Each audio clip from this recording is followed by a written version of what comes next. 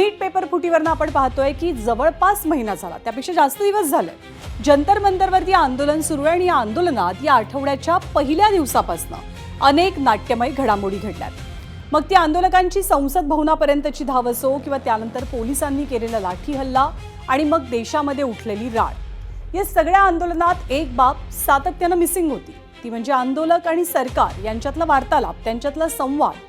याआधी एकदा दोघांमध्ये बैठक झाली, पण ती फक्त 10 मिनिटांची होती। आज मात्र आंदोलनकर्ते, कॉकरोच जनता पार्टीचे प्रतिनिधी आणि सरकार यांच्यात जवळपास 1.5 तास चर्चा झाली आहे।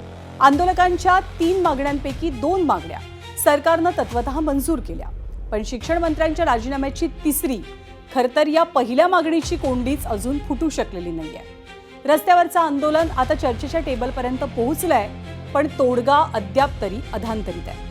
या बैठकीवरनंच आजचा दिवस गाजला असताना दुपारी केंद्रीय मंत्रिमंडळाची सुद्धा बैठक झाली आणि या बैठकीत पेपर फुटीतल्या दोषींची शिक्षा करणारा कायदा, दोषींना शिक्षा करणारा कायदा हा आणखी कडक करण्यासंदर्भात निर्णय होणं अपेक्षित होतं। सूत्रांकडून जी माहिती मिळतेय त्यानुसार या सुधारणांना मंजुरी मिळाली आहे, पण सरकारनं अधिकृतरित्या त्याची घोषणा केलेली नाहीये। पण यामुळे एकूणच फक्त नीट परीक्षा पेपर फुटी, त्यातील आरोपी, फास्ट ट्रॅक कोर्ट, कायद्यातल्या सुधारणा हा सगळा विषय चर्चेत आलाय आणि त्याबद्दलच्याच बातम्यांचा यानंतर आपण आढावा घेऊया। तर मे महिन्यात झालेल्या नीट पेपर फुटी प्रकरणी शिक्षण मंत्र्यांच्या राजीनाम्याच्या मागणीसाठी दिल्लीमध्ये जंतर मंतरवरती आंदोलन केलं जात आहे। आंदोलकांनी संसद भवनाकडे कूच केल्यानंतर नाट्यमय घडामोडी घडल्या आणि त्यानंतर झालेला लाठीचार्ज संपूर्ण देशानं काय जगानंही पाहिला। या पार्श्वभूमीवरती आंदोलक आणि सरकार यांच्यातली बहुप्रतीक्षित बैठक आज दिल्लीत पार पडली आहे। आंदोलकांकडनं ही बैठक जंतर मंतर किंवा कॉन्स्टिट्यूशन क्लबमध्ये घेतली जावी अशी मागणी करण्यात आली होती, पण प्रत्यक्षात ही बैठक झाली ती विठ्ठलभाई पटेल हाऊसमध्ये। जवळपास 1.5 तास बैठक सुरू होती। सरकारकडनं कोण होतं तर JP नड्डा आणि जितेंद्र सिंग, तर आंदोलकांच्या वतीनं CJPचे प्रवक्ते सौरव दास आणि अभिषेक रांका यांची उपस्थिती होती। या बैठकीनंतर सौरव दास यांनी आंदोलकांच्या 3 पैकी 2 मागण्या सरकारनं तत्वतः मान्य केल्याचं म्हटलंय। मात्र आंदोलनाची प्रमुख मागणी आहे ती म्हणजे शिक्षण मंत्री धर्मेंद्र प्रधान यांच्या राजीनाम्याची। या मुद्द्यावर किंवा मागणीवर अद्याप कोणताही तोडगा निघालेला नाहीये, तरी किमान चर्चा सुरू झाली आहे, हे दिलासादायी चित्र मानलं जात आहे। सारी बातों पर हर तरीके से चर्चा हुई। उनकी मुख्यतः 3 डिमांड थी और 5 सुधार के दृष्टि से परीक्षा में सुझाव हुए। हमने उनको कहा है कि हम कल आपके साथ दोपहर बाद मिलेंगे। नंबर 1 डिमांड जो नॉन नेगोशिएबल है कि या तो धर्मेंद्र प्रधान इस्तीफा दे या तो उनको मंत्रिमंडल से बर्खास्त करे सरकार। कि जो हमारे दूसरे और तीसरे डिमांड है कॉम्पेंसेशन एंड FIRs का विड्रॉल और सॉवरेन गारंटी की ऐसा फ्यूचर में भी FIRs फाइल ना हो, उस पे सरकार ने पॉजिटिव साइन दिखाया।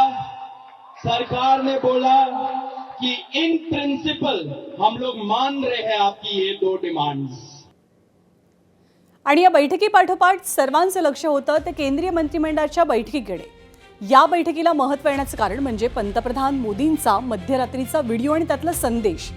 पेपर फुटीमधल्या दोषींसाठी कठोर शिक्षा आणि कडक दंडात्मक तरतूद असलेला कायदा मंत्रिमंडळाच्या बैठकीत आणला जाईल असं पंतप्रधान मोदींनी आश्वासन दिलं।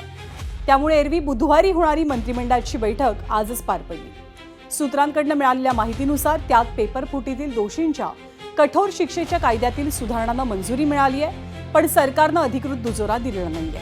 पेपर फुटीतल्या आरोपींचा खटला फास्ट ट्रॅक कोर्टात चालवणं आणि शिक्षा अधिक कठोर करणं हा निर्णय घेतला गेलाय अशी शक्यता व्यक्त होते आहे, पण हा निर्णय तातडीनं घेण्यामागे राजकारण असण्याची शक्यता दाट आहे। आज कॅबिनेटमध्ये सुधारणांना मंजुरी द्यायची, त्यानंतर पुढच्या आठवड्यात हे सुधारणा विधेयक दोनही सभागृहांमध्ये चर्चेसाठी आणायचं। पण सध्या पेपर फुटीच्या विषयावरनं विरोधकांचा सभागृहात गदारोळ सुरू आहे, त्यामुळे हे विधेयक सभागृहात चर्चेसाठी किंवा संमतीसाठी आलं नाही तर तो विद्यार्थ्यांच्या हितात मोठा अडथळा ठरेल आणि त्याचंच खापर फुटेल ते अर्थात विरोधकांवर। तर अशा पद्धतीनं आजचा दिवस या बैठकांवरनं कमालीचा गाजला। तर नीट पेपर फुटीवरनं आपल्या देशामध्ये सध्या कमालीचं रणकंदन सुरू आहे। या आंदोलनाची तीव्रता आणखी प्रखर झाल्यावर केंद्र सरकारनं तातडीनं या प्रकारच्या गुन्ह्यांसाठी कडक कायद्याची तयारी केली आहे। फास्ट ट्रॅक कोर्टात 3 महिन्यात निकाल लावणं हा या नवीन कायद्यातला एक महत्त्वाचा फॅक्टर असेल आणि त्याबद्दलच आपण अधिक माहिती